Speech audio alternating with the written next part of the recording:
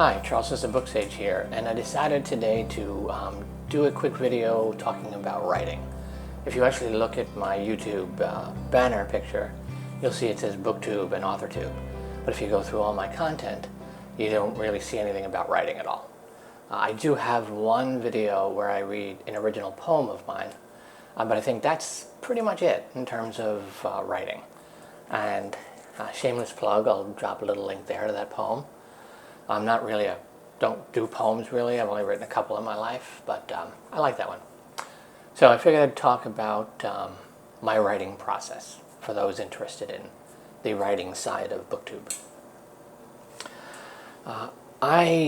Quick background, I write a bunch of stories that take place along a 10,000 year timeline and following these 5 royal families. It's like a history of these 5 royal families. And you follow them and everything around them over the course of like 10,000 years. So it starts off at the beginning with like the creation of the universe that they're in, and there's gods and magic, and there's epic fantasy stuff, medieval fantasy stuff. And further down the other end of the timeline, it's technology, so there's faster than light space travel. So it goes from fantasy into what I'd call science fantasy rather than just science fiction. Because I consider like Isaac Asimov and Arthur C. Clarke, Ben Bova, those writers are science fiction writers. Whereas if there's elements of the supernatural or magic or things like that, I put that more in the science fantasy realm. Like Star Wars, Star Trek, all those things, I put more on the science fantasy side. Star Wars a lot more than Star Trek. But anyway, that's just quick background. The way I write, the stories that I write in this timeline is there are major events that are scattered across this 10,000 years. And I pick one of those events, and then I figure out, okay, who were the important characters that were around at the time. And then, so this is the people I'm going to tell this event through. And my first draft is just an event-driven draft. And it's completely pantsed, beginning to end. All I know is this event happens. Sometimes I already know why and what the repercussions of it are. But a lot of times I just know that this event happened, and this is me really in pantsing a first draft, exploring the event and figuring out what actually happened and what came of it.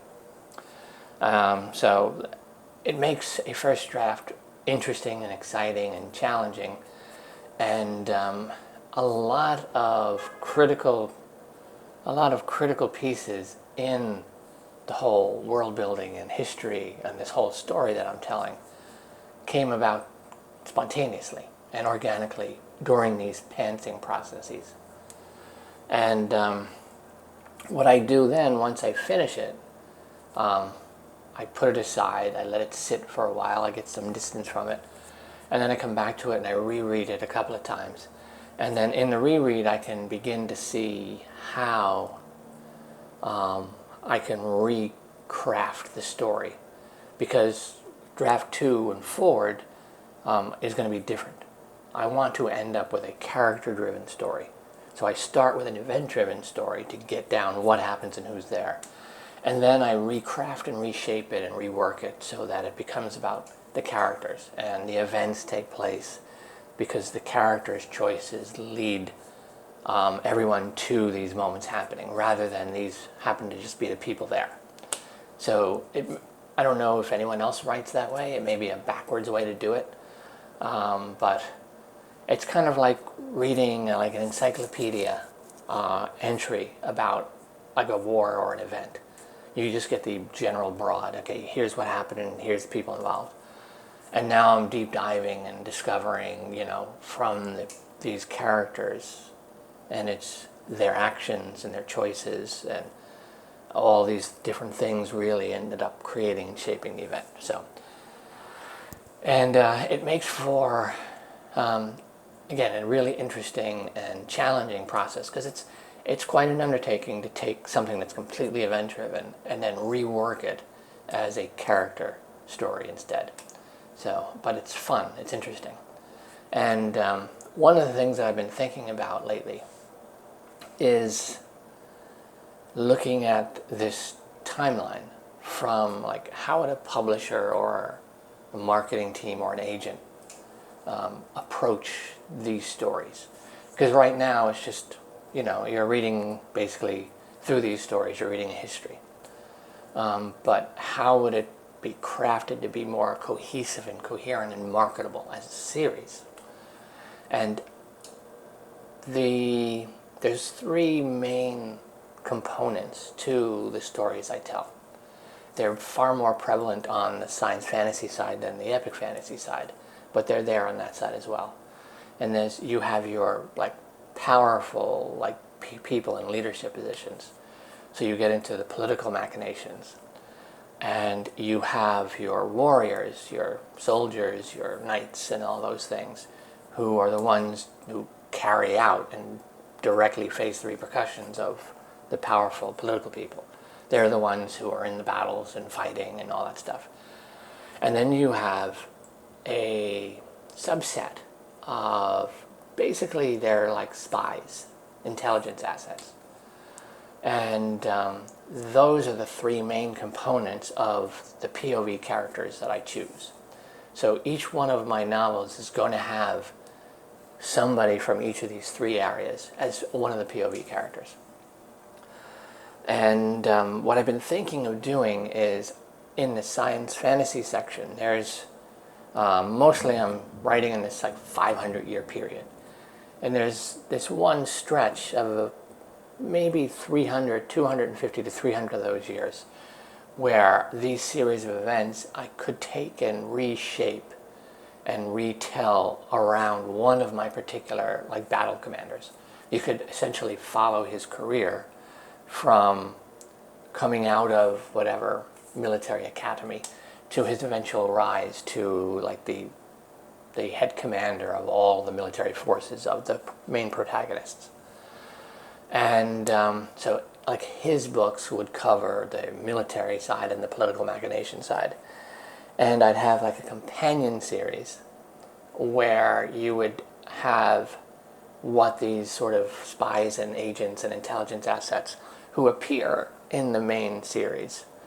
You see like the behind the scenes of everything that they were doing and going on. So you kind of get this other picture of like the same battles and things that you see in the main storyline. You'd have like this sort of, here's the underbelly of it, of everything that's going on that neither one of these other two groups really get to see.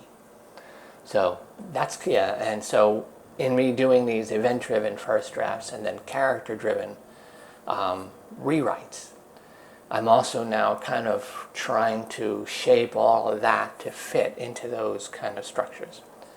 So that's kind of what I do with writing. There's like big epic fantasy stuff at the beginning with gods and all sorts of, planets and being created and gods fighting each other and people getting caught in between. And then society develops more where it's more of your kind of medieval setting with dukes and barons and lords and kings and all that kind of stuff. I haven't really developed what would probably be the urban fantasy section yet. That modern society that hasn't gone out into space.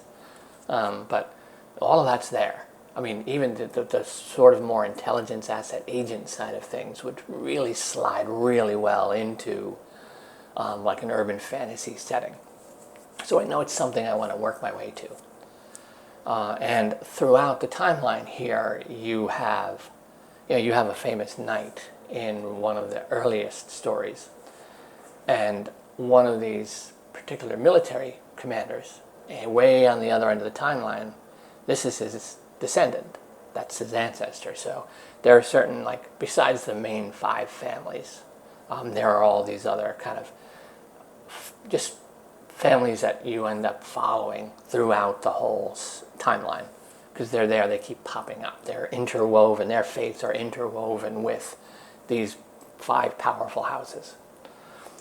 So, yeah, so that's kind of a quick rundown on writing for me. Would I love to be published? Sure, someday that would be great. Do I have anything that's even remotely publishable in form? No, because again, it's how I write. Makes all my first drafts are they're gonna be just completely rewritten, but it's just my process. I need to get that event down, figure out who was there, because sometimes major, like cataclysmic, like universe-changing events that I had no intention of writing end up popping up. In one particular book, halfway through this book, this particular military battle commander that I'd like to focus a set of books on, he's getting his first command, or his first flagship. And as he's walking across the docking bay to it, he just spots a person that he recognizes, and it's a royal prince from one of these 5 families, who I had no intention was going to be in this story at all, who ends up joining him, and that royal prince ends up just organically on his own pulling me as the writer into the finale of the book and what the book really was all about, even though I didn't realize it until like 75% into the story, that, oh, okay, this is why this event happened. So, but anyway, stuff like that. Yeah, so I'm curious as to all of you who write, as to what your writing process is. How do you sit down and you carefully plan chapter by chapter? Are you a plotter? Are you a pantser? How do you take first draft and work it into like second, third, and eventual hoping to send to a publisher or agent draft? So I'm always curious to see what people's process is. Just part of the IT guy in me, I kind of want to know the technical aspect of it, I suppose. But yeah, so that's kind of what I concentrate on, and unfortunately most of my drafts are in storage in New York, which doesn't help me right now. So I spend a lot of my writing time more on plotting and world building and coming up with ideas. And I do have one of those particular stories I do still have here electronically. So that's the one I'm currently concentrating on and working on. The book now that I'm working on is actually a prequel that takes place 10 years prior to this 5-book epic fantasy series. And it's kind of, this book is how everyone ends up where you first meet them in the 5-book series, kind of thing.